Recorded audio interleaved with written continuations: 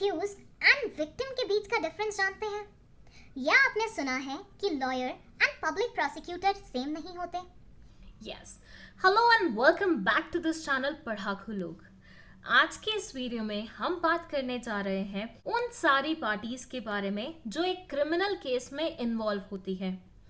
या ना सिर्फ हम उन दोनों के बारे में बात करेंगे जो एक दूसरे के अगेंस्ट केस लड़ रहे होते हैं, बल्कि उनको लीगली कौन रिप्रेजेंट करता है उनके बारे में भी बात की जाएगी। सो आइए शुरू करते हैं ये वीडियो। बट उससे पहले मैं आपको बोल दूं कि अगर ये वीडियो आपको पसंद आता है तो चैनल को सब्सक्राइब करना बिल्कुल मत भूलिएगा। आइए शुरू करते हैं। सी, इमेजिन कीजिए देयर वाज दिस गर्ल जिसका नाम है अर्चना, और ये एक लड़का था जिसका नाम है पूरन। सो अर्चना को पूरन पसंद करता था, बट अर्चना ने इसके प्रपोजल को एक्सेप्ट नहीं किया। As a result of which Puran ने इसे हरास करने की कोशिश की। तो अर्चना ने इसे बोला, you assaulted me, I will file a case against you. लेकिन पूरन डिडंट टेक हर सीरियसली और इसने बोला, आपकी विश है, मेरे फादर बहुत इन्फ्लुएंशियल पर्सन है, he will handle everything. So case कुछ इसी तरह से शुरू हुआ, मतलब मुठभेड़ हुई दो पार्टीज के बीच में क्रिमिनल नेचर की, एंड यहाँ से केस की स्टार्टिंग हुई। यहीं से आती है हमारी फर्स्ट पार्टी जिसका नाम है विक्टिम। यस, जो हमारी मेन पार्टी होती है जो केस को स्टार्ट करती है उसे हम बोलते हैं विक्टिम। इस पर्टिकुलर एग्जाम्पल में वो कौन थी? मिस अर्चना थी। अब मिस अर्चना अपने केस को लेके जाएंगी कहाँ? ये जाएंगी सेशन कोर्ट में। यस, जिन्हें नहीं पता उनके लिए मैं बता दूं कि जितने भी क्रिमिनल मैटर्स होते हैं वो सेशन कोर्ट में जाते हैं, वेयरएस जितने भी सिविल मैटर्स होते हैं वो डिस्ट्रिक्ट कोर्ट में जाते हैं। तो इस तरह से कोर्ट की बाइफिकेशन है on the basis of criminal and civil cases. तो जब अर्चना सेशन कोर्ट गई अपनी कंप्लेंट लेके, सो इस पार्टी को हम क्या बोल रहे हैं? विक्टिम या फिर अग्रीव्ड पार्टी। मतलब एक ऐसी पार्टी जिसके साथ कुछ गलत हुआ है, एंड दैट टू वो गलत क्रिमिनल नेचर का है। अगर हम यहाँ पे ये पढ़ें डेफिनेशन, तो it says the person who has harmed on health by a criminal offence. मतलब एक ऐसा इंसान जिसके साथ कुछ क्रिमिनल नेचर का ऑफेंस हुआ है, उस इंसान को हम बोलते हैं विक्टिम। और यही विक्टिम होता है जो कोर्ट में जाता है इंसाफ लेने के लिए, जस्टिस लेने के लिए और सामने वाले को पनिशमेंट दिलवाने के लिए।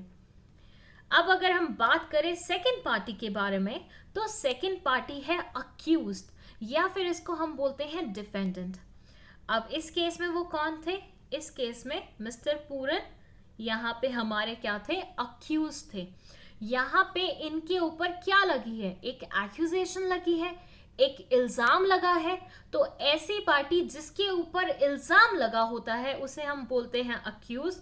और ऐसी पार्टी को क्योंकि कोर्ट में अपने आप को डिफेंड करना पड़ेगा तो इन्हें डिफेंडेंट के नाम से भी जाना जाता है।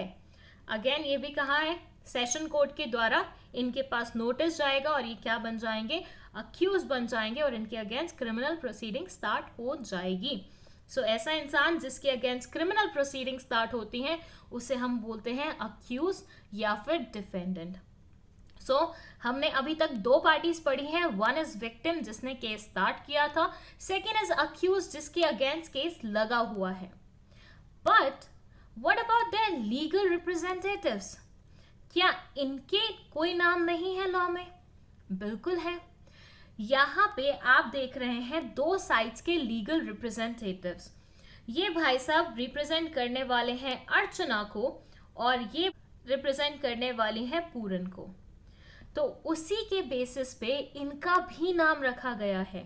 यस, इनको हम नॉर्मल एडवोकेट्स या लॉयर्स के नाम से नहीं जानते हैं। ये जिस पार्टी को रिप्रेजेंट करते हैं उसके बेसिस पे इनको नाम दिया जाता है। जैसे कि मैं बात करूं पब्लिक प्रोसिक्यूटर की।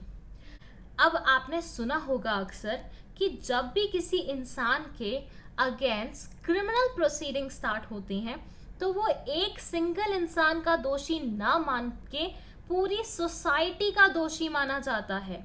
यस, जब आप कोई क्राइम करते हैं तो वो आप एक इंसान के अगेंस्ट नहीं करते, आप पूरी सोसाइटी के अगेंस्ट क्राइम करते हैं। तो ऐसे सिनेरियो में आप मानिए कि यहाँ पे एक सिंगल इंसान आपसे लड़ने के लिए नहीं आएगा, पूरी सोसाइटी आपसे लड़ने के लिए आएगी। और पूरी सोसाइटी के बिहाफ पे जो इंसान लड़ता है उसे हम बोलते हैं पब्लिक प्रोसिक्यूटर। यस, ये इंसान जो कि अर्चना का केस लिए हुए थे, ये पूरे स्टेट के बिहाफ पे लड़ रहे थे, क्योंकि केस किस नेचर का था? क्रिमिनल नेचर का था।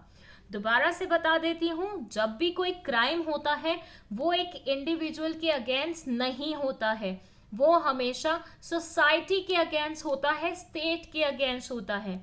इसलिए आपने कई बार देखा होगा क्रिमिनल केसेस जब हम लिखते हैं तो उसको लिखने का तरीका होता है ABC versus state of Kerala, state of Madhya प्रदेश।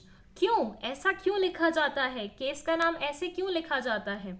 क्योंकि ये पर्टिकुलर क्राइम किसके अगेंस्ट हुआ है? स्टेट के अगेंस्ट हुआ है, किसी इंडिविजुअल के अगेंस्ट नहीं हुआ। सो वो पार्टी, वो लीगल रिप्रेजेंटेटिव जो कि स्टेट को रिप्रेजेंट करने का काम करती हैं और इस पर्टिकुलर केस में अर्चना को रिप्रेजेंट कर रहे होंगे, उनको हम बोलेंगे पब्लिक प्रोसिक्यूटर। लेकिन ऑन द अदर साइड, अब देखिए हमारे लॉ में ये परमिशन है कि हर एक इंसान को वकील करने की आज़ादी है, अपने आप को लीगली डिफेंड करवाने की आज़ादी है। तो मिस्टर पूरन को भी आज़ादी मिली है। तो पूरन को जो इंसान रिप्रेजेंट करने वाले हैं उनको हम लॉयर या फिर एडवोकेट के नाम से जान सकते हैं। लेकिन जानिएगा दैट लॉयर एंड एडवोकेट अपने आप में दो डिफरेंट वर्ड्स हैं, बट जनरली हम क्या करते हैं, इसे इंटरचेंजेबली इस्तेमाल करते हैं। अपकमिंग वीडियोस में मैं ये भी कवर करूंगी कि लॉयर एडवोकेट के बीच में क्या डिफरेंस होता है, बट फिलहाल के लिए हम इन्हें सेम मान लेते हैं, ऐसे मान लेते हैं कि ऑलमोस्ट इक्वल है।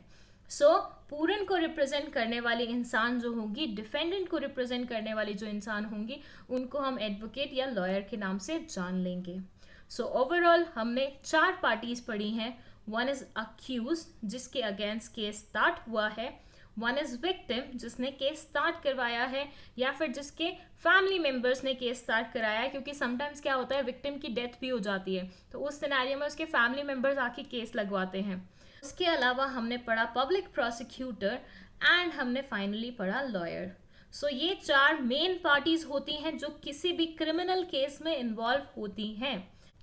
आई होप ये वीडियो आपके लिए काफ़ी यूजफुल रहेगी एंड लॉ बैकग्राउंड से ना भी होते हुए ये कुछ बेसिक चीज़ें आपको पता होनी चाहिए थी, जो इस पर्टिकुलर वीडियो से आपको समझ आ गई होंगी। I am expecting this.